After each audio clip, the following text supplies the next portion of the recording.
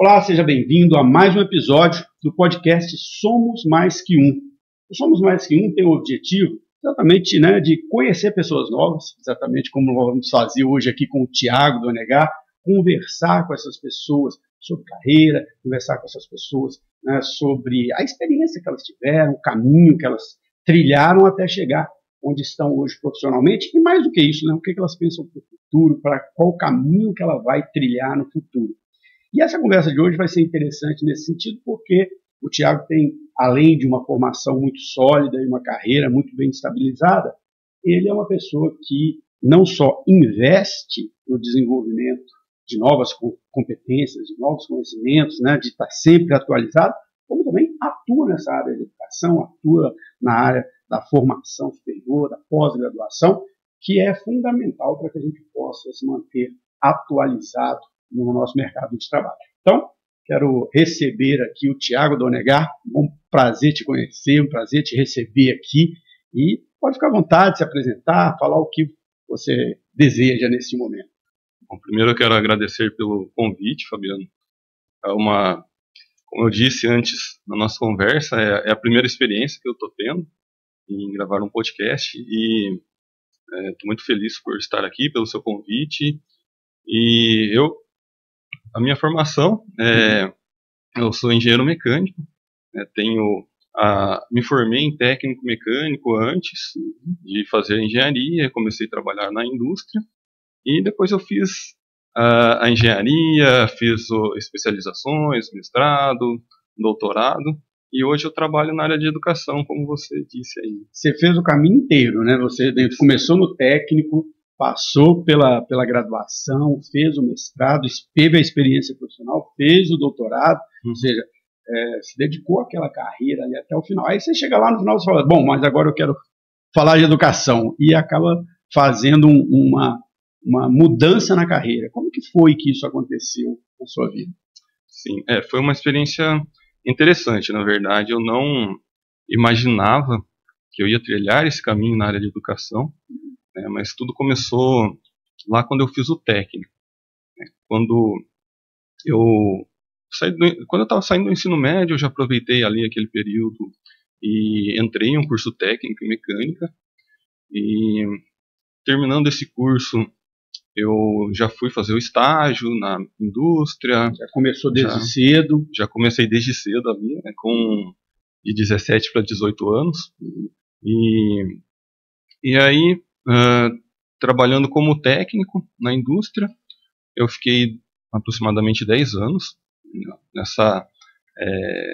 nessa área. Então teve uma carreira na área também. Teve uma carreira na área.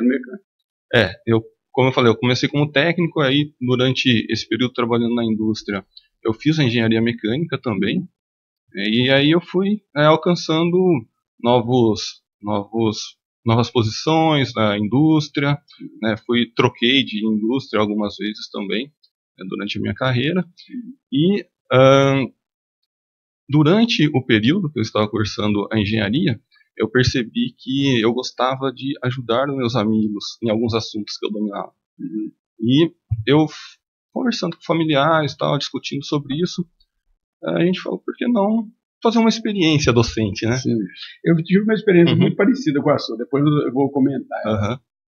E aí, voltei na escola que eu tinha feito o curso técnico para pedir uma oportunidade sobre isso. Na época eu trabalhava, eu sou engenheiro mecânico, na época eu trabalhava muito nessa área de desenho técnico, com AutoCAD, e aí, conversando lá na escola, o pessoal me deu uma oportunidade para dar um curso técnico rápido, de AutoCAD. Legal. E eu fiz essa experiência, gostei, falei, é isso mesmo que eu quero, e aí foram vindo outras oportunidades. Legal. Nós vamos falar daqui a pouco, sobre essa sua experiência hoje com a educação superior, porque eu acho que ela é bastante interessante. Eu acho que vai ser o tema central aqui do nosso bate-papo, na verdade, Mas, comentando, eu vivi uma experiência muito parecida com a sua, Eu desenvolvi uma carreira na área comercial, sou administrador durante muito tempo na gestão de empresas, E de uma hora para outra eu falei, bom, eu quero experimentar ser professor, né? E aí a gente vai por esse caminho, é um caminho bastante encantador, vamos dizer assim, e eu acho que a nossa experiência como professores, acho que você deve compartilhar isso, a gente aprende mais do que ensina, né? O tempo todo a gente está aprendendo coisas novas. E é nesse ponto que eu queria chegar, assim. Você me disse aqui que você trilhou uma carreira como engenheiro, e chegou um momento que você sentiu, né, essa necessidade, você gostava de ensinar as pessoas, foi para aquele lado, e acabou entrando nessa área da educação. Né? Mas hoje você atua muito com o desenvolvimento de competências, com a formação superior, com a pós-graduação. Qual que é a importância que o estudo tem para o profissional, para se desenvolver? Você acha que realmente as pessoas... Porque hoje a gente vê muitas pessoas falando assim, esse negócio de curso superior é besteira, não vamos fazer isso não é uma besteira. E a gente que trilhou todo esse caminho, a gente sabe que não, né? Que é importante para caramba. Mas eu queria ouvir a sua opinião. Qual a importância do profissional estar constantemente buscando novas formações? Eu penso assim, algumas pessoas que conseguem vencer na vida, vamos dizer assim, né, conseguem alcançar rendas altas, uma posição alta aí no mercado de trabalho. Estabilidade. Algumas pessoas conseguem sem estudo, mas a grande maioria, na minha opinião, nem é opinião, né, é o que a gente vê mesmo no mercado. Os dados mostram. Os dados mostram. A grande maioria só consegue através do estudo. Sim. Então, existe até pesquisas que falam sobre isso, sobre salário, por exemplo, que alguém que tem um curso de graduação consegue um salário até 4 vezes maior do que quem tem somente um curso técnico ou médio. Né? Eu vejo, né, não sei se você acompanha isso, né, a gente vê hoje crescer aí nas redes sociais um discurso de que não precisa estudar, porque você pode ser rico, eu estou conseguindo. Tudo bem, existem sempre os pontos fora da curva, né? As pessoas que, né, numa estatística, é aquele outlier, aquela pessoa fora da curva. Mas é o que você falou, eu acho perfeita essa sua colocação assim. Para a grande maioria das pessoas, o que vai garantir que você tenha um aumento salarial, se alcance um outro patamar na carreira, é a formação. Né? Eu acho que ela tem esse papel fundamental de garantir isso. E voltando aqui um pouco na sua experiência, nesse seu caminho, e aí você começou a dar aula, mas eu vi que você tem uma especialização em docência no ensino superior. Você sentiu falta, então, desse conhecimento, de saber dar aula? Sim. Quando eu comecei a dar aula em curso técnico, eu saí da indústria totalmente. Quando eu senti ali que eu queria mesmo dar aula, eu saí da indústria totalmente e comecei a dar aula no Senai. Eu tinha dado aula já, cursos curtos, cursos em outro colégio técnico, mas aí quando eu saí totalmente da indústria eu fui para o Senai. Legal. E ali eu percebi que eu queria alcançar patamares maiores. Então eu fiz o curso de docência no ensino superior. Legal. E foi inclusive o que me permitiu a conseguir uma posição em um concurso público como professor temporário em uma faculdade. Legal, legal. Aí não é faculdade pública, então, né? Você fez um concurso para ser professor numa faculdade pública. Isso, exatamente. E você vê, né? Eu acho que isso é importante, né? Nosso papo, ele todo nesse caminho. Muitas vezes a gente tem as competências de uma carreira ou de um momento da carreira, mas quando você quer buscar um crescimento ou quer buscar um outro caminho na sua carreira, ou surgiu uma tecnologia nova, uma nova forma de fazer, você tem que buscar se especializar, né? Porque senão você vai ficando para trás, né? Eu vejo que hoje, com tanta mudança tecnológica, quem não estava o tempo todo buscando se desenvolver acaba ficando para trás, né? É verdade. E como que entra nessa sua carreira o mestrado e o doutorado? Tudo bem, você fez lá uma docência no ensino superior para lecionar. E aí você falou, não é só isso, eu preciso de mais coisas. E aí, nesse momento aí, eu falei, eu quero dar aula em faculdade, eu quero prestar concurso e ser professor efetivo de uma faculdade federal. Então, para isso, tem todas as exigências e uma delas é ter o doutorado. Então, fui atrás de fazer o mestrado e o doutorado para isso. Acabou que depois acho que a gente vai falar um pouquinho mais sobre isso, né? O caminho mudou um pouquinho no meio do caminho aí, a história mudou um pouquinho, né? Mas isso é engraçado, Thiago, porque todas as pessoas que eu entrevisto aqui falam muito sobre isso, né? Eu trilhei um caminho, eu me aprofundei nele, era isso que eu queria. Aí de uma hora para outra eu vi, tá, agora que eu cheguei aqui, mas o caminho vai para o outro lado, né? A gente acaba indo um pouco. É importante ter as metas, né? Eu quero fazer o doutorado, legal. Mas o mundo, a vida acontece, né? A vida vai acontecendo e as coisas vão mudando. Então, já que você falou disso, né?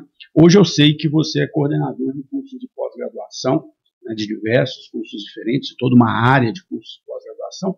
E como que surgiu essa experiência de coordenar? Você, até aquele momento você estava querendo ser professor, né? E aí você entra num outro patamar da carreira, talvez pela sua formação, pela sua experiência, que é de coordenar cursos. São as mesmas competências de ser professor, são as mesmas competências de ser engenheiro, ou são coisas completamente novas para ser um coordenador de curso? Eu acho que todas as competências para ser um coordenador de curso, a gente acaba utilizando também no trabalho de engenharia e tudo mais, mas algumas coisas exigem mais da gente, né? Por exemplo, a gente vai tendo uma equipe de professores para trabalhar conosco e precisa ter habilidades de gestão, de liderança de pessoas, né? Saber lidar ali com situações conflituosas. Então, para ser coordenador é muito mais... É claro que a gente tem que ter aquele conhecimento técnico também para coordenar aquela área que a gente trabalha, no meu caso, a engenharia, mas acaba sendo hoje muito mais essa questão de habilidades de liderança e gestão mesmo. Eu sempre comento com alunos, e quando eu estou falando de carreira, que no início da nossa carreira a gente precisa dos conhecimentos técnicos, né? Você tem que desempenhar o papel da sua profissão. Mas à medida que você vai subindo na hierarquia da empresa ou na sua carreira, cada vez mais você tem que saber lidar com gente, gerenciar pessoas, fazer as pessoas trabalhar. E eu fico imaginando, né, assim, você tem uma equipe grande de professores, pelo que você me disse, mais de 80 professores nos cursos que você coordena, e deve ter de tudo, né? Tem desde a pessoa que entrega tudo no prazo, tem a pessoa que deixa tudo para a última hora, tem o professor que é mais atencioso. A gente sabe, porque convivemos, né, nas salas de professores, aí a gente sabe como que é. E você, como coordenador, é a cara do negócio, né? Você está na linha de frente, né? Como é que você lida com essa... Eu costumo dizer que professor é difícil de lidar, porque todo mundo é o maior especialista do mundo na sua área, né? Então é difícil lidar com professores. Como é que você lida com esse cotidiano? Tem todas essas questões, né? Eu uso algumas ferramentas de gestão que eu aprendi ali num curso que eu fiz de especialização. Você não para de estudar, né? Não paro. Cursos curtos, pós-graduação, não paro, né? Inclusive esse curso de especialização eu fiz depois que eu terminei o doutorado. Legal. Bom, como que eu lido? A gente tem que conhecer o ser humano que está trabalhando ali conosco, entender. Muitas vezes eu busco sempre que eu vou selecionar alguém para trabalhar na minha equipe, eu faço uma reunião olho no olho, para conhecer a pessoa. Então isso já é o primeiro passo fundamental para entender como que é aquela pessoa e como que a gente pode ir conversando futuramente nas situações que vão surgindo. Assim, uma coisa que é importante no que você falou, né? Às vezes, conversando com alunos de graduação, eu dou aula na graduação, conversando com alunos de graduação, eles acham assim, eu vou me formar e acabou. Minha carreira está feita. Eu falo, não, você vai se formar, daqui a pouco você vai fazer uma pós, daqui a pouco você vai fazer outra pós, daí a pouco você vai fazer outra graduação, e se você fizer o doutorado, eu estou terminando meu doutorado agora, estou no meio final dele, você vai continuar estudando, vai continuar fazendo outros cursos o tempo todo, né? Esse conceito que hoje é central para a carreira, que é o aprendizado ao longo da vida, né? A gente vai continuar aprendendo, até porque é o que eu sempre comento, né? E nós vamos entrar aqui num ponto fundamental da sua experiência como gestor e como coordenador. As tecnologias mudam muito rapidamente, né? Eu comecei a dar aula em 2004, não se falava de EAD. Era algo completamente... A primeira vez que eu gravei um material de EAD foi no ano de 2007, e era algo completamente diferente. E o EAD foi crescendo, depois da pandemia ele explodiu, e hoje, segundo dados do MEC, nós temos mais alunos de cursos EAD do que de cursos presenciais no Brasil. E você coordena cursos EAD. Como que você vê esse impacto do EAD na formação de pessoas, né? Existem algumas críticas, existem algumas avaliações. Eu, particularmente, sou um fã de EAD há muitos anos. Qual é a sua visão, né, sobre como a tecnologia impactou a educação e como que o EAD tem esse papel na formação do profissional? O primeiro curso que eu fiz de pós-graduação em docência no ensino superior já foi EAD. No ano de 2011 eu comecei. Então, ali eu já vi que era algo assim que tinha um grande potencial. E hoje eu vejo que, tanto pela minha experiência também de ter feito esse curso, e pela experiência que eu tenho tido já há mais de 8 anos trabalhando com EAD, os alunos eles têm que desenvolver, se eles já não trouxerem essas habilidades, eles têm que desenvolver habilidade de disciplina, organização, exige mais do aluno. Ele tem que ter uma curiosidade, porque o professor ele entrega o básico. Não dá para montar um material onde você vai entregar tudo para o aluno. Então o professor entrega o básico ali para o aluno ter uma noção do assunto e seguir buscando mais coisas. Então essa curiosidade também, essa vontade de aprender, de buscar mais, isso aí é outra habilidade que o aluno vai desenvolver em um curso à distância. Eu vejo muitos alunos de presencial, né, falando assim, acho que vou mudar para distância porque é mais fácil. Eu falo, olha, não é mais fácil. Porque você está na sala de aula de um curso presencial, você dá uma enrolada, seu professor está falando, você está no celular. No EAD, não. Se você está assistindo o vídeo ali da aula do professor e não entendeu, você vai ter que voltar, entender de novo, vai ter que pesquisar. Isso que você falou da curiosidade, eu acho que é o ponto central, né? Muitas vezes o aluno acha que ele vai ganhar o diploma e isso vai mudar a vida dele. Não é o diploma, né? É o conhecimento que você vai ter ali. E isso depende dessa curiosidade, né? E aí, assim, você teve a experiência como aluno dos cursos EAD e depois como professor e depois como coordenador. O que você vê de evolução na tecnologia do EAD nos últimos anos? Você falou que fez o curso em 2011. Você vê como evolução que aumentou a qualidade, né, da educação EAD nos últimos anos? Aumentou a qualidade? Eu vejo que algo que é bastante interessante, eu trabalho com cursos que eles são gravados, né? Não tem nada ao vivo. Quando eu fiz o curso de docência, era ao vivo. Então, lá no ao vivo, quando você assiste a aula ao vivo mesmo, à distância, você tem a oportunidade de tirar dúvidas com o professor ali na hora. Porém, no gravado também tem a oportunidade de, não entendi aquele assunto, eu volto o vídeo, ou se eu tenho facilidade para entender aquele assunto, eu posso assistir ele mais rápido, ou se eu tenho dificuldade, eu posso assistir ele mais devagar. Então, acho que foi uma evolução bem interessante nesse sentido, né? Os vídeos serem gravados ali para você assistir a hora que você quiser. Hoje eu vejo muito mais ferramenta, né, assim, para ter essa interação. Acho que existe uma reclamação muito dos alunos de não ter interação, né, mas hoje tem os fóruns, tem diversas formas de interagir com os alunos, né? E mesmo esses vídeos gravados, né, você tem a oportunidade de perguntar para o professor e o professor vai estar ali disponível para te responder as suas dúvidas. E me diz uma coisa, assim, cada área tem características diferentes, né? Então, assim, eu atuo com cursos EAD já há bastante tempo, mas na área de administração, eu fiz bastante conteúdo nesse mesmo modelo, eu gravo conteúdo primeiro, faço as apostilas dos livros, e eu percebo, né, quando eu dou, por exemplo, uma disciplina mais que tem mais a ver com o cotidiano das pessoas, é mais fácil você gerar o entendimento por parte do aluno. Agora, tem disciplinas que são mais técnicas, por exemplo, engenharia, imagino que deve ter muito cálculo, muito, né? E isso talvez tem que ter outra forma, né, do professor passar isso, né? Que talvez seja um desafio da sua área, né? Como a gente trabalha com cursos gravados e material ali já pronto para o aluno estudar, então o que eu oriento sempre os professores? A colocar o maior número de detalhes possíveis e realizar uma comunicação ali com o aluno a partir daquele material e nas aulas gravadas, de forma que seja o mais detalhado possível para não ter dúvida, para aquele aprendizado ele ser o mais efetivo possível. Bom, mas você contou aqui, né, que você quis ser professor, buscou a sua formação, virou professor, virou coordenador.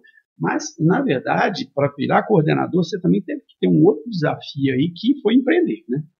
Na verdade, você teve que abrir uma sua empresa, teve que lidar com essas relações com as instituições, com os professores. E esse desafio de empreender, que aí já é outra coisa, né? Já é outra carreira, já é outro caminho, já é outro... Realmente, o mundo do empreendedorismo é outra coisa. Aí você tem que aprender outras coisas, outras competências. Aí você tem que aprender a lidar com impostos que você não conhecia antes, né? Com legislações do mundo do empreendedorismo. E acho, assim, eu fiz vários cursos curtos para aprender sobre isso. Hoje eu trabalho também com uma funcionária e aí eu tive que aprender as legislações mais a fundo, trabalhistas, né, que são bem complexas. Então, eu acho que é um desafio assim, que aí além da gestão da sua equipe ali de professores, ainda tem a gestão da sua empresa. Você tem que... Engraçado, né? Assim, essa é uma discussão bastante atual. As pessoas falam muito sobre eu vou trabalhar para uma empresa, num contrato CLT, ou eu vou empreender, e se cria uma impressão assim, de que todo mundo tem que empreender. E, na verdade, nem todas as pessoas têm as competências, ou até mesmo o desejo de empreender, né? Não pode ser um caminho único, eu tenho que empreender. É um caminho viável para aquelas pessoas, quando cabe naquele momento, né? Mas é o que você falou, são competências completamente diferentes. A pessoa tem que desenvolver outras competências para ser um empreendedor, né? E assim, é até legal comentar isso, assim, como eu conheci o Thiago, né? Nós nos conhecemos exatamente no seu lado empreendedor, né? No seu lado empreendedor, e não, apesar de ambos trabalharmos com educação, nós não nos conhecemos pelo lado da educação, nós nos conhecemos pelo seu lado empreendedor. Porque para ser empreendedor, além de gerenciar a sua empresa, você também tem que buscar clientes, você tem que fazer network, você tem que fazer relacionamentos, e nós nos conhecemos lá no BNI, que é um grupo de network, que eu achei muito interessante. Não sei se cabe você comentar um pouco sobre isso, falar um pouco da importância do network, onde entra o BNI nessa história, né? Porque é esse lado empreendedor, né? Nós acabamos nos conhecendo por esse lado, né? Sim. Eu acho que o empreendedor, ele acaba, quando você tem uma empresa, você às vezes se sente muito sozinho, ali, será que o que eu estou fazendo, estou tomando o caminho certo ou não?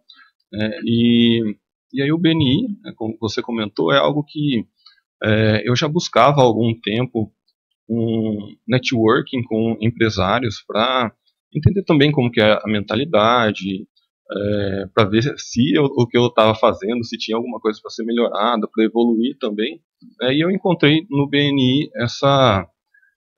esse grupo de pessoas, né, de empreendedores, de empresários que fazem networking dentro dessa instituição, que é o BNI. Ali está sendo maravilhoso para mim. Estou evoluindo bastante, estou conseguindo aplicar técnicas, metodologias ali no meu trabalho que eu não tinha conhecimento antes. Além do que, as pessoas que a gente conhece ali dentro, a gente cria uma relação muito forte, né? E eu não sou de Ribeirão Preto, eu vim para Ribeirão Preto há praticamente 2 anos, então eu não conhecia ninguém aqui. Então o BNI também foi um lugar onde eu fui muito bem acolhido, tenho grandes amigos lá dentro. Legal, assim, eu acho interessante, né? Você falou uma coisa que é bem interessante. Quando a gente vai para uma cidade nova, ou entra numa empresa nova, ou muda de profissão, um dos maiores desafios é você fazer uma rede de relacionamentos, né? Você conhecer pessoas novas e tudo mais. Algumas cidades são mais abertas para isso. Eu tive a experiência de morar muitos anos em São Paulo. São Paulo, pela própria característica da cidade, ela é aberta para todo mundo que chega, né? Mas em outras cidades, principalmente as menores e as médias, não é tão fácil assim, né? Eu sinto a mesma dificuldade que você, porque eu estou aqui há 5 anos, e é difícil você fazer relacionamento, principalmente profissional, em Ribeirão Preto, né? Existe muito aquela coisa das pessoas que se conhecem há muitos anos, né? Então, o network, eu sempre falo, né, que eu vejo muitas pessoas aqui, a gente discute muito a questão da carreira, e você está falando aqui das mudanças, agora nós vamos entrar um pouquinho sobre a importância da educação nesse contexto. Eu falo muito sobre pessoas que querem mudar de carreira, e elas acham que assim, é só simplesmente vou mudar de emprego. Não, você tem que criar toda uma rede de relacionamento, você tem que criar uma rede de pessoas, né? Eu acho que o Benito tem bastante essa característica, já fui algumas vezes lá, até convidado por você, né? E vejo muito isso, né? Esse apoio. O que o network é? É uma rede de apoio. É uma rede que está te apoiando para você fazer arriscar em alguma coisa, né? E aí eu queria voltar para a história da importância da educação, principalmente, né, dos cursos à distância, neste momento em que a pessoa ou ela tem que buscar novas competências para continuar trabalhando na área dela, porque a tecnologia mudou, a gente está vendo isso com a IA e tudo mais, e eu acho que na engenharia isso tem acontecido bastante, né, com novas tecnologias, mas também a pessoa que às vezes vê que aquele caminho dela profissional dela não tem, né, não vai se desenvolver muito, ela fala, não, eu quero mudar de carreira, quero ir para o outro lado. Onde que entra a educação contínua, né, nesse momento de mudança de carreira? Tá. Desde quando eu fiz o curso técnico, eu sempre ouvi falar o seguinte: as máquinas vão tomar o trabalho das pessoas. Aí a automação, os robôs, vai acabar, as pessoas não vão ter mais onde trabalhar, onde tirar sua renda. E o que aconteceu na verdade? O que a gente vê acontecer? E eu tenho 41 anos hoje, né? Desde lá para cá, mais ou menos 20 anos, o que eu vi acontecer? Algumas profissões realmente saíram do mercado de trabalho, né, devido às novas tecnologias, e novas profissões foram sendo criadas, né? Então, algumas extintas, outras sendo criadas. Qual que é a importância da qualificação para isso? É você estar sempre se atualizando em relação a essas novidades no mercado de trabalho, para poder atuar com essas novas tecnologias. Por exemplo, a automação. A automação, o robô vai tirar o emprego das pessoas. Então, por que não aprender a programar um robô, né? Que é uma habilidade que você pode ter para continuar trabalhando ali na área de mecânica, na mecatrônica, e utilizando daquela tecnologia, né? Trabalhando com aquela tecnologia. Hoje a gente tem a inteligência artificial, como você falou. Hoje é o assunto da vez. É o assunto da vez. É a bola da vez.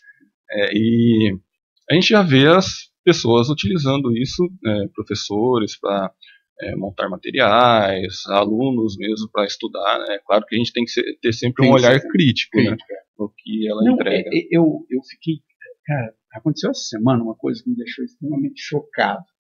Eu leciono num curso de publicidade e propaganda, inclusive empreendedorismo, né, a disciplina de empreendedorismo, e a gente pode falar assim, mas o que o publicitário precisa saber de empreendedorismo? Precisa, porque se ele não fizer a agência dele, dificilmente ele vai conseguir trabalhar na agência de alguém, ele vai ter que empreender. E aí uma aluna virou para mim, cara, eu fiquei chocado. Ela virou para mim e falou assim, eu trabalho numa agência fazendo roteiros para vídeos. Faço roteiros para vídeos. E eu uso ChatGPT todo dia, eu uso inteligência artificial todo dia. E aí eu estava pensando, estava lá trabalhando, estava pensando, nossa, antigamente as pessoas tinham que escrever todo esse roteiro que eu faço aqui na inteligência artificial. Aí eu brinquei com ela, assim, antigamente, ano passado, né? Porque até ano passado as pessoas tinham que escrever, né?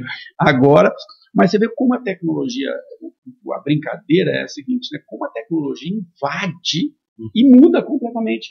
Para ela, que é uma jovem profissional, está fazendo estágio, na verdade, é uma aluna, está estagiando numa agência, o uso da ferramenta faz parte do trabalho dela. E ela já é uma profissional que, para ela, aquilo é normal, não tomou o lugar dela. Sim. Ela teve que aprender a trabalhar. Ela ainda fez essa crítica. Ela falou assim, não, eu vejo que tem gente que simplesmente joga lá na inteligência artificial e pega o texto daquele jeito e coloca no roteiro e dá erro. Né? Você tem que ler, dar uma corrigida, ajustar uma coisa. Então você vê, né? isso que você falou é perfeito. A gente sempre ouve que vai substituir, substituir quem não se atualiza, né? Quem não busca se atualizar. Exatamente. E conta uma história assim, para a gente entender esse contexto da educação à distância, porque existe muito preconceito e existe muito desconhecimento sobre a educação em geral. Você falou aqui, né, que você fez a graduação, que você fez o mestrado, que você fez o doutorado, que você fez uma pós-graduação lá no Censo, uma especialização. Dá para a gente desenhar um pouco isso para as pessoas entenderem assim, onde que entra a educação à distância e por que ela tem crescido tanto nos últimos anos? Acho que a educação à distância ela é bem democrática, porque se você mora numa cidade pequena e nessa cidade não tem uma faculdade, normalmente não vai ter, você tem a oportunidade, através da educação à distância, de fazer um curso técnico, uma graduação, uma pós-graduação, e aí você pode buscar novas oportunidades sem precisar inicialmente sair da sua cidade, ou mesmo depois continuar na sua cidade, mas aplicando aqueles conhecimentos que você obteve com a educação à distância. A educação à distância é qualquer lugar. Se você tiver com uma internet e um aparelho, um computador, até mesmo um celular, você faz um curso. Você falou uma coisa interessante, né? Eu vejo um crescimento muito destacado do EAD, quando a gente olha para os números do MEC, exatamente nesse contexto, na cidade pequena. Aqui, a gente mora em Ribeirão, né? Ribeirão tem uma característica interessante, ela é uma região metropolitana, né? Tem várias cidades aqui em volta, né? Sertãozinho, Cravinhos e tudo mais, Jardinópolis. E na faculdade que eu dou aula, eu tenho muito aluno de outras cidades. O cara se desloca 50, 60, 70 quilômetros para vir para a aula, porque apesar de ser uma cidade relativamente grande, essas cidades em volta, não tem. E assim, do ponto de vista, para ele seria muito melhor ele fazer um EAD, né? Só esse deslocamento que ele tem diário, de 70 quilômetros para cá. E eu vejo isso até nas grandes cidades, né?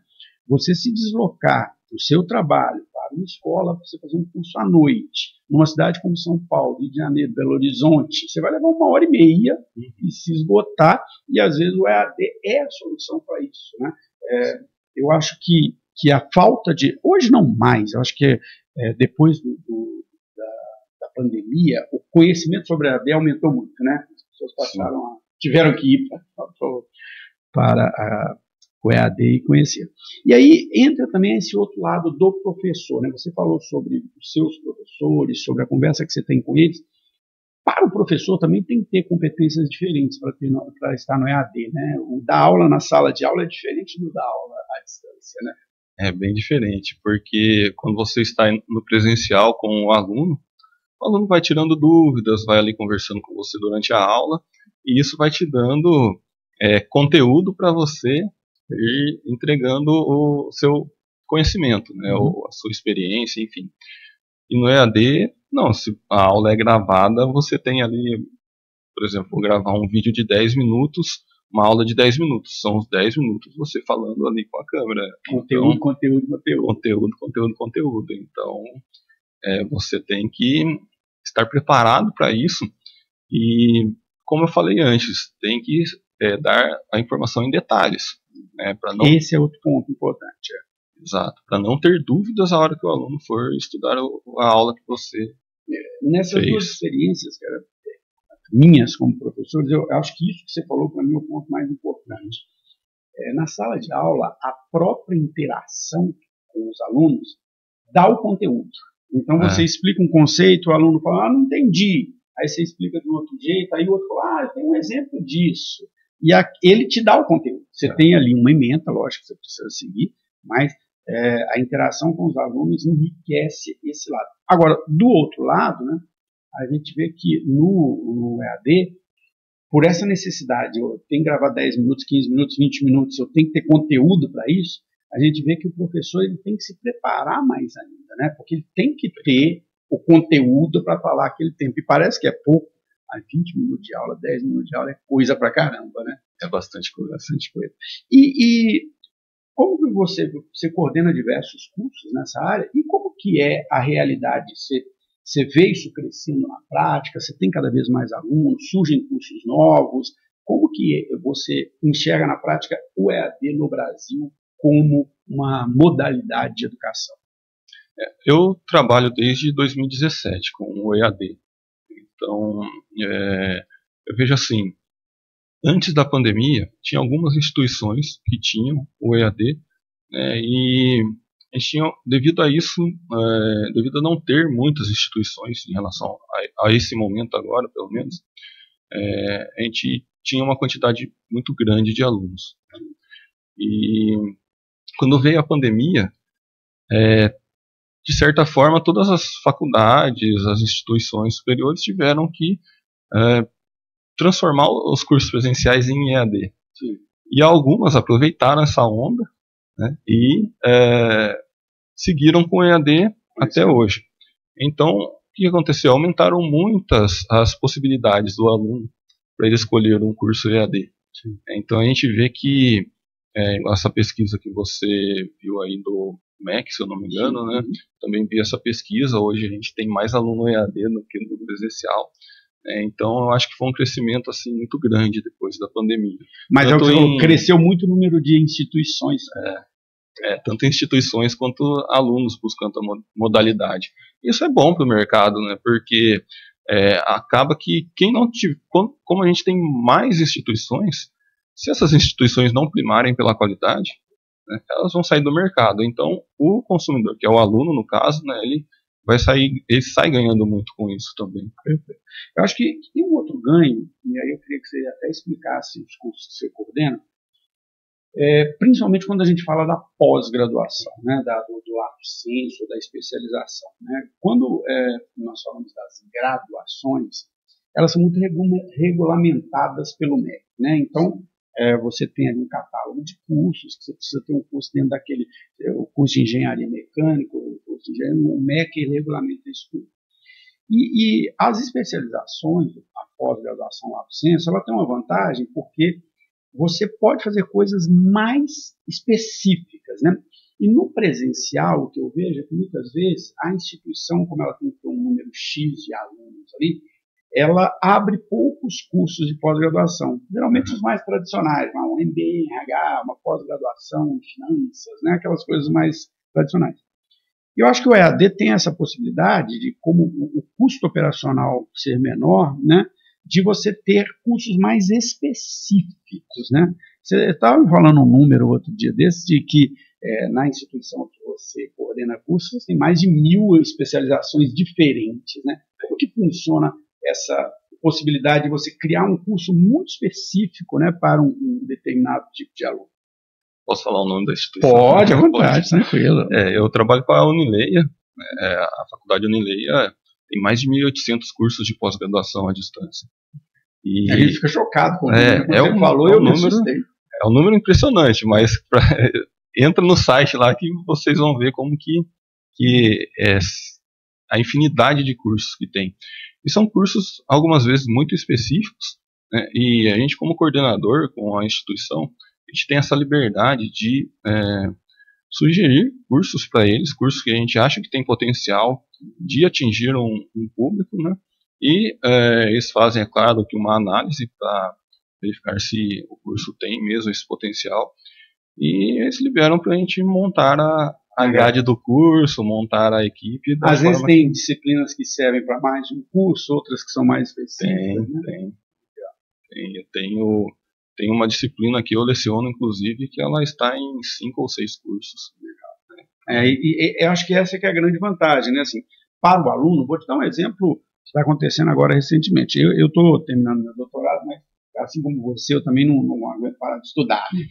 E eu estou fazendo uma pós à distância também, né, numa instituição lá do Sul, que se chama Futuro, Sociedade e Mercado, que ela discute todos os impactos da tecnologia, das mudanças sociais, né, das mudanças políticas, sobre o futuro da sociedade e o futuro do mercado de trabalho, que é algo... Eu gosto de estudar sobre tecnologia, gosto de estudar sobre mercado de trabalho, né, e eu falo, cara, é um curso extremamente específico, né?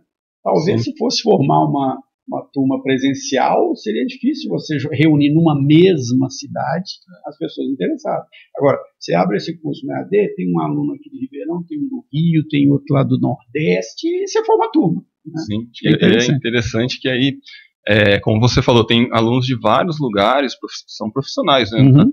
Quem busca uma pós-graduação lato sensu normalmente já atua na área, né? Então, e aí você troca muitas informações, aprende muito, né? Tanto o professor quanto os colegas aprendem muito com a experiência de cada um de um lugar, traz experiências muito boas. E olhando para esse seu portfólio de cursos hoje que você coordena, o que você tem sentido, assim, para onde as pessoas estão indo? O que chama mais a atenção das pessoas hoje quando elas buscam uma formação, uma pós-graduação, uma especialização? Eu acho que essa questão mesmo da qualidade, né, da aula que o professor dá é algo assim que é fundamental. E tem algumas áreas que são específicas que a maioria acaba buscando e são os cursos que a gente acaba tendo mais alunos. Mas você sente alguma tendência assim, já surgindo? O pessoal está buscando mais, por exemplo, você falou da questão, né, na mecanização, de você aprender sobre isso, ou do uso da IA na indústria. Tem o conceito da indústria 4.0 hoje, né, cada vez mais presente. Você sente alguma tendência, assim, os alunos buscando mais algum tipo de conhecimento hoje? Eu trabalho dentro da engenharia alguns cursos mais tradicionais. Então, assim, eu não sei falar em relação a essa questão, mas o que eu sinto no mercado, não são cursos que eu trabalho, mas eu sinto que os dados hoje, né, a ciência de dados, essa questão está muito em alta e como se diz, o ouro atual, né, que as empresas têm. Então eu acho que é uma tendência bem interessante ir nesse sentido. Eu percebo que mesmo nos cursos presenciais a gente vê um caminho cada vez maior para essa área de ciência da computação, arquitetura, né, de redes, porque realmente não é nem futuro, né? As empresas dependem, né, hoje da informação, dos dados, não tem como fugir. Agora eu queria mudar um pouco a nossa conversa. Você me contou aqui que você veio da roça, né, e trabalhou, né, com seus parentes, seus tios lá no início, depois foi para um caminho da engenharia, que é bem diferente, né, e depois foi para o caminho da educação, e está trilhando esse caminho para o empreendedorismo, um caminho bastante interessante. O que você falaria para quem está começando? Talvez se você encontrasse o Thiago de 30 anos atrás, ou de 25 anos, está com 40, 25 anos atrás, ou uma pessoa que está começando hoje no mercado de trabalho, começando a sua carreira, o que você falaria para essa pessoa? Falaria para fazer o que eu fiz. Vai atrás de conhecimento, vai em busca faça cursos, leia livros. Meus pais sempre me incentivaram muito à leitura, aos estudos, então eu acho que isso foi o grande alicerce para eu para eu fazer essa carreira que eu fiz e continuo, né? E eu levo isso até hoje. Eu acho que a pessoa vai dizer, às vezes vai dizer, pessoas novas, jovens que estão entrando no mercado de trabalho, não sei o que fazer da vida, não sei que curso fazer. O que eu diria? Se você não sabe, faça alguma coisa. Faça alguma coisa que no meio do caminho você vai descobrir o que você quer fazer. Sabe que isso tem se tornado aqui, cara, meio que uma unanimidade das pessoas aqui que eu tenho entrevistado, é unânime isso, assim, eu fiz o primeiro curso, às vezes por uma pressão da família, às vezes porque era a profissão que estava na moda na época, que as pessoas falavam que aquilo ia ser legal e que ia ser a profissão do futuro, ou porque minha família é advogado e me fizeram fazer advocacia, direito. Só que a grande maioria das pessoas depois ela busca um outro caminho, mas essas dicas suas ela é importante, né? Porque assim, eu tenho um filho de 16 anos. Na verdade, um dos meus objetivos desse podcast foi por causa do meu filho, para a gente discutir sobre carreiras. E eu converso muito sobre isso com ele. E eu falo para ele assim, você não sabe o que é? faz alguma coisa, igual você falou, porque o caminho se faz caminhando, né? Então você está andando, você fala, opa, isso aqui eu gostei, deixa eu ir para esse caminho aí. E você vai. Agora, eu acho que é o que é fundamental, e é o ponto-chave que eu admiro muito na sua. Já vi você fazendo palestra e admiro muito, é isso, né? Essa sua, não vou chamar de obsessão, né? Mas seu foco em sempre aprender mais, né? Eu acho que muitas vezes as pessoas acham que isso não tem necessidade. Você falou um negócio da leitura, esse é um bom exemplo. Hoje, você como um gestor, você precisa de uma cultura geral, né? Como é que eu lido com as pessoas? Como é que eu lido com uma pessoa assim? E isso vem da leitura, isso vem das experiências, vem das vivências com mundos diferentes. Às vezes a gente não dá valor para essas experiências que nos formam, né? Eu acho que isso que você falou é fundamental para a gente entender assim, que o caminho se caminha, né? Sim. E o conhecimento, eu costumo falar, mesmo que seja algo que, sei lá, fiz engenharia, mas fui ser gestor de empresa, fiz administração, depois eu fiz engenharia, fui ser engenheiro, ou o que acontece muito, a pessoa às vezes faz um curso na área da saúde, sim, e, sei lá, dentista ou enfermagem, por exemplo, e depois, não, eu quero medicina, e aí faz a medicina. Qualquer conhecimento que você obter durante a sua vida, você vai ser útil para você em algum momento.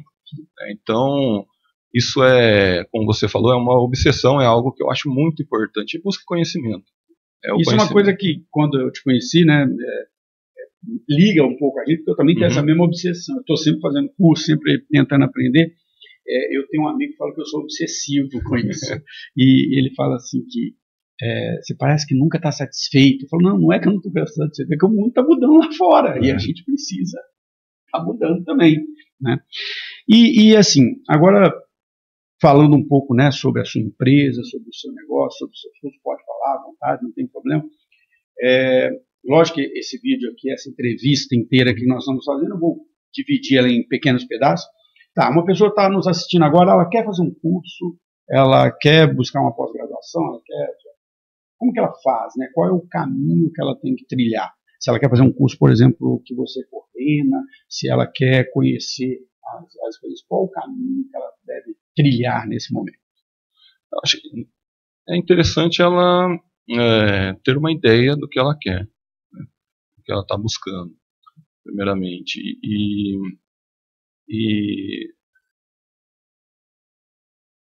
Pode falar da empresa, não tem problema. Se você quiser falar da empresa. Bom, uma coisa que eu costumo fazer quando as pessoas me procuram para falar que estão buscando um curso, né? Eu pergunto o que elas querem, o que elas estão buscando, e aí eu vou dando orientações, vou dando um caminho, muitas vezes até ajudo a analisar a ementa dos cursos que ela tem interesse, né? Então, eu sou da área de engenharia, mas a gente vai ganhando uma experiência ali durante a vida e consegue também orientar em relação a outros cursos. Hoje eu tenho muito essa experiência, essa vivência, né? Essa vivência, né? Porque além de lidar com meu filho, além de ele na cidade, né? Os seus são pequenininhos, né? Você tem um filho pequeno, né? A minha esposa está gestante. Está gestante, então você tem um caminho aí pela frente. Meu filho está com 16.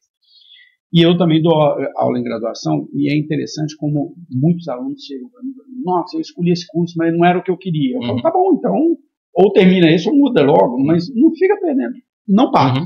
Só não pare, né? O que é importante é não parar, porque o aprendizado ele vai se somando, né? Acho que é isso que é fundamental. Bom, e aí agora sim, o que eu queria para você, né? Te pedir aqui. Falamos muito da sua trajetória, usando ela como exemplo para essa coisa do conhecimento, de sempre buscar.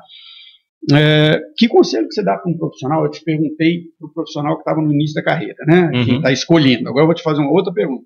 Aquele profissional que está no meio da carreira, como muitas vezes aconteceu comigo, você fala, cara, não era muito bem isso que eu queria, não. Né? Tem muitas vezes que a pessoa está ali, mas está insatisfeita, está tentando buscar, e você fez várias transições assim. O que a pessoa tem que fazer nesse momento? Assim, ela vai na loucura, ela tem que se planejar, como que ela deve fazer essa transição de carreira, que às vezes é mais difícil que a escolha inicial, né? Você já tem toda uma bagagem que às vezes você acha que vai perder, né? Eu acho que depende um pouco do perfil da pessoa. Tem pessoas que são mais... não tem medo, né? Vão lá e fazem. Tem outras pessoas que precisam planejar um pouco mais para fazer. Mas eu acho que em qualquer situação é buscar entender mesmo onde você está e o que você quer fazer daí para frente, né? E aí com isso buscar as alternativas, buscar conhecimento sobre aquilo, igual quando precisei abrir meu CNPJ, não sabia nada de CNPJ, como que gerenciava isso, né? E aí fui atrás do conhecimento. Na época até busquei o Sebrae, né, para dar algumas orientações, que é uma instituição que pode ajudar muito quem está buscando iniciar uma empresa. E eu acho que é isso, né? Buscar conhecimento sobre o que você está... Isso é um ponto importante que você falou, né? Existem muitas instituições, né? Você falou do Sebrae, existem as associações comerciais, existem as instituições de ensino também, que elas podem ajudar muito, né? Tanto quem está naquele momento inicial de escolher a carreira, quanto aquelas pessoas às vezes estão no momento de transição. Eu vejo que você ainda não tem essa idade, né? Mas eu vejo que eu sou um pouco mais velho. Muitas pessoas da minha idade, elas tinham aquela plano assim, eu vou trabalhar a vida inteira nesse emprego aqui e vou me aposentar. E aí ele chegou com 50 anos de idade e falou, cara, mas ainda tem mais 20 anos para frente aí, o que eu vou fazer, né? E as pessoas às vezes ficam muito perdidas sem saber para onde ir, né? Lógico que a internet ajuda muito, outra coisa, mas existem instituições muito sérias, né? Que, bom, como você falou do Sebrae, Senac, Senai, né? Todos eles, essas instituições, elas podem ajudar, né? Nesse momento de transição. Bom, e agora, já parece que não, mas tem uma hora que a gente está batendo papo, eu vou te pedir para você fazer uma mensagem final para os ouvintes, pode falar direto com eles, para quem está nos assistindo, né? Falando sobre tudo isso que nós discutimos, né? Que é o seu lema aí de estar sempre aprendendo. Então, eu queria que você desse uma dica aí para as pessoas que estão nesse caminho.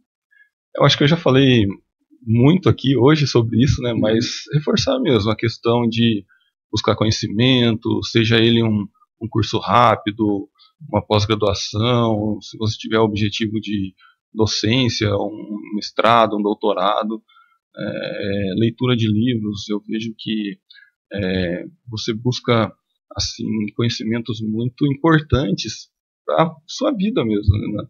na leitura de livros. Eu falo recentemente assim, porque com 40 anos, de 5 anos para cá é recente, né? Mas recentemente eu comecei a aprender sobre investimentos, né, através de livros, e eu vi que isso é muito importante também, você fazer um pé de meia ali para aposentadoria, né, não depender só de algo do governo, né? Então, buscar conhecimento, eu acho que é a mensagem principal aí que eu quero deixar. Você falou uma coisa, cara, interessante, né, que a gente não sei, né, às vezes o público é um pouco mais velho, a gente nem sabe, mas eu vejo que muitas pessoas têm esse plano da aposentadoria. Eu brinco com alguns amigos da minha idade que já estão contando o ano para aposentar, e eu falo, cara, a expectativa de vida aumentou demais, né? A gente hoje tem uma expectativa de vida acima de 75 anos no Brasil. Não adianta você achar que você vai parar de trabalhar aos 60 e vai ficar aposentado mais 15, 20 anos da sua vida. Tem muita coisa para fazer, e viver de aposentadoria não vai garantir sua vida, sua qualidade de vida nos próximos anos. Bom, eu quero agradecer muito a você, Thiago, né, por ter vindo aqui. A gente sabe, eu sei como é a sua agenda complicada, tivemos que arranjar um horário completamente diferente aqui para fazer isso. A gente ainda não está fazendo ao vivo, né, estamos trabalhando para isso, para montar aqui a estrutura para ter o ao vivo. Mas quero agradecer demais, né, porque mais do que falar, né, tem a sua experiência. Eu acho que o que a gente valoriza muito aqui é a experiência das pessoas, né? Não é alguém falando de algo que não conhece, é alguém que vive isso cotidianamente. Eu acho que esse é o grande valor. E esse, né, é o papel aqui do que a gente busca, né? Não somos mais que falar com pessoas que viveram, pessoas que experimentaram, pessoas que têm a experiência e podem ajudar aqueles que estão buscando um novo caminho. Como o Thiago falou aqui, né, das instituições para as quais ele trabalha, coordena, eu vou deixar aqui nos comentários, né, na descrição do vídeo, os links, né, de contato do Thiago, para quem quiser entrar em contato. E não deixe sempre de acompanhar aqui as nossas entrevistas, porque aqui no Somos Mais Que Um, nosso objetivo é ajudar você a decidir sobre o seu caminho, sobre a sua trilha profissional, repensar sua vida profissional e, mais que tudo, né, repensar a sua vida, aí, como que é importante o momento profissional, a área profissional, a sua carreira profissional, como ela faz parte da sua vida. Né? Grande parte da nossa vida é trabalhando, né? E nós nos identificamos muito com o trabalho. Então, não deixe de sempre seguir aqui, nós Somos Mais Que Um, porque é exatamente conversando com outras pessoas, ouvindo outras pessoas, que a gente aprende. Muito obrigado.